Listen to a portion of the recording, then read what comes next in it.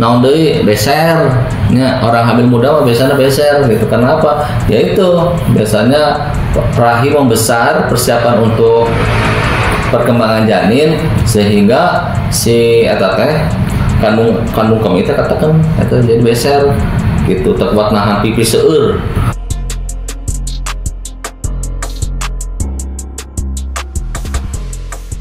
Assalamualaikum warahmatullahi wabarakatuh. Ketemu kembali Sobat Sehat Anas. Apa kabar? Mudah-mudahan kita selalu diberi kesehatan, kewarasan, keberkahan, kelancaran, rezeki yang barokah. Ya, mudah-mudahan kita semua selalu dalam lindungan Allah, terhindar dari segala macam bencana, musibah, kecelakaan, penipuan dan lain-lain. Ya, mudah-mudahan. Dan jangan lupa untuk supaya tetap bersyukur kepada Allah, lain syakartum lazidanakum wa la in kafartum innallaha lasyadid, supaya kita selalu bersyukur, supaya kita bisa bahagia. Sahabat Sehat Anas, pada kesempatan hari ini saya mau ngebahas tentang kehamilan. Ya, mbak-mbak, tete-tete, tinggal dicatat. Dicatat apa yang menyebabkan orang bisa hamil, apa yang bisa menyebabkan tidak hamil gitu ya, nanti pada episode berikut. Kalau sekarang mah ngebahas tentang orang yang hamil teh kumaha gitu rasanya. Mungkin buat ibu-ibu yang sudah berkali-kali merasakan hamil sih, hamil muda trimester pertama nggak menjadi pertanyaan atau nggak menjadi hal yang aneh gitu ya. Kalau sudah 2-3 kali hamil normal. Ini biasanya terjadi kepada pasangan muda yang hamil pertama kali, hamilnya pertama itu biasanya kaget gitu ya. Walaupun ketika di PPTS seneng, ayah, bunda positif gitu ya. Itu suatu anugerah dari Allah ya, yang patut kita syukuri, karena ya kebahagiaan rumah tangga adalah salah satunya keturunan gitu ya. Jadi alhamdulillah kalau kita sudah dikasih keturunan, itu suatu anugerah gitu. Tapi bagi wanita yang namanya hamil itu bukan suatu hal yang nyaman-nyaman saja gitu ya. Ada perjuangan ya, ada perjuangan. Makanya seorang ibu teh ada istilah al-jannatu tahta adamil ummahati, bahwa surga itu di telapak kaki ibu teh. Karena naon? Karena dari hamil pertama, trimester pertama, 3 bulan pertama itu sudah mengalami gangguan-gangguan yang tidak mengenakan gitu ya. Gangguan-gangguan perasaan-perasaan, gangguan fisik, gangguan keluhan fisik yang tidak mengenakan gitu ya. Tapi nya sabar we lah, itu mah kodrat seorang wanitanya gitu. Biasanya naon? Nya kahiji, yang pertama adalah biasanya sering seueul, mual ya. Bahkan kalau yang ada juga yang sampai muntah, maksudnya gitu teh ngomong teh mani pabaliut kieu. Mual kadang-kadang disertai dengan sampai muntah-muntah gitu. Muntah itu bari teh kaluar teh geuningan gitu ya. Karena mual berlebih gitu ya. Itu biasanya terjadi, rasa mual itu muncul biasanya pada usia 8 sampai 10 minggu. 8 sampai 10 minggu itu biasanya terjadi keluhan mual, ada muntah. Itu teh wajar ya. Itu wajar karena apa? Karena pada usia 8 sampai 10 minggu itu kadar progesteron di dalam tubuh itu mengalami peningkatan. Itu pengaruh dari hormon dalam proses masa kehamilan ya. Jadi ketika kondisi seperti ini, solusinya ya bunda, teteh harus menghindari makanan-makanan yang bikin mual. Karena tanpa makan makanan yang bikin mual juga, kita teh, bunda teh sudah kadang-kadang merasa mual karena efek hormon tadi ya. Jadi ketika mual ya jangan diperberat dengan makanan yang bikin mual. Itu solusinya ya. Gitu, tenang wae lah. Jangan gini mah gara-gara ayah aku jadi mual-mual, yakeun we dan namanya hamil mual gitu nya. Mun perlu mah ka ayakeun gitu tah mualna, bundana nu aman-aman gitu mun bisa nya.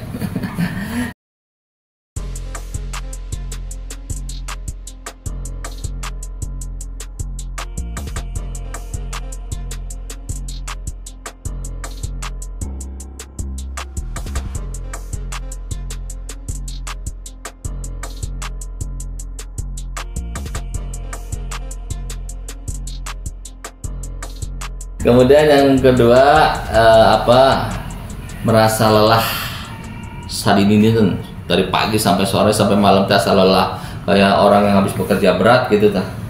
Lelah seharian, merasa lelah seharian. Kemudian itu juga kenapa? Karena pada trimester pertama biasa sistem hormonal itu aktivitas hormonnya terpusat kepada perkembangan janin pada rahim gitu.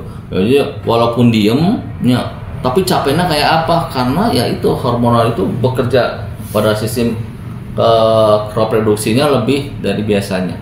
Ya, hal ini ya biasa saja lah gitunya, lelah mau istirahatkeun. Makanya buat bapak-bapak, suami-suami, mas-mas, abang-abang, kalau istrinya lagi hamil muda kelihatan males, biarin. Si bunda mah gogoleran wae, ya biarin, eta teh lagi begitu, lagi merasakan lelah gitunya. Perlu mah suruh istirahat aja gitu tah. Nya tong suruh aktivitas yang lain lah kalau nya akak istri mah gitunya. Kemudian selain lelah bisa juga disertai nyeri-nyeri otot seperti otot punggung, kaki sering kram. Kenapa? Ya karena otot punggung dan otot itu terpengaruhi oleh hormonal tadi. Ini masih berhubungan dengan hormon, jadi seperti pinggul gitunya, pundak nyeri, bunda-bunda teh pas hamil muda teh naha cenah minta hayang dipencetan. Ini pencetan itu ayah gitu tanya. Kemudian naon deui beser. Ya, orang hamil muda mah biasanya beser gitu. Kenapa? Yaitu biasanya rahim membesar, persiapan untuk perkembangan janin, sehingga si eta teh kandung kami teh katakan eta jadi beser gitu. Tak kuat nahan pipis seueur nya beser, tidak kuat menampung air seni yang banyak gitu ya, karena ketekan oleh rahim itu jadi beser. Kemudian maaf, kadang-kadang ada muncul gangguan sembelit juga. Sembelit teh konstipasi teh susah nah kita ya biarin aja, solusinya mah banyak minum lah ya. banyak minum bikin jus-jusan sari buah supaya fesesnya lebih ini. Kemudian kadang-kadang hareeng, naon hareeng teh bahasa Indonesia meriang, demam. Orang hamil muda teh cirinya henang hangat ya, padahal tidak naon gitu tuh, tapi demam. Itu hubungannya dengan hormon progesteron yang sedang mempersiapkan pertumbuhan janin ya. Kemudian kehilangan rasa naon itu, lidah, makan teh kasem itu manis asam gitunya, kayak makanan tertentu kehilangan rasa tuh, jadi sensitivitas lidahnya berkurang gitu maksudnya teh gitu. Kemudian kadang-kadang juga terjadi flor albus keputihannya bukan dari penyakit tapi memang karena hormonal. Keputihan kan bisa ada yang normal, ada yang tidak normal. Kalau yang normal mah kan kayak putih, encer, tidak berbau. Kalau yang tidak normal mah kental, berwarna seperti nanap atau putih pekat, berbau hanyir kayak gitunya. Kalau ini mah karena faktor kehamilan, jadi tidak apa-apa keputihan. Oke, yang penting mah solusinya sering ganti pakaian dalam aja ya, sama pakai pakaian jangan yang panas, yang ketat gitu tah, biar tidak ini, biar tetap nyaman. Kemudian kembung ya, pastinya hamil ya kembung maksudnya. Hamil kembung pada trimester pertama bisa dihindari dengan menghindari makanan-makanan yang bikin kembung lah. Contohnya mie instan gitu nya, naon deui bakso, naon deui nya roti gitu nya, makanan-makanan yang mengandung ragi gitu nya, diproses ku ragi. Nah, makanan-makanan nanas gitu, nangka, duren gitu tak. Kemudian nyeri pada perut bawah, hal ini terjadi karena otot-otot dinding itu untuk mempersiapkan kehamilan di selangkangan. Si otot-ototnya udah diperkuat untuk persiapan kehamilan trimester berikutnya, sehingga mempersiapkan diri si otot-otot rahim dan dinding rahim teh eta teh menimbulkan pegel pada otot pinggul dan sebagainya.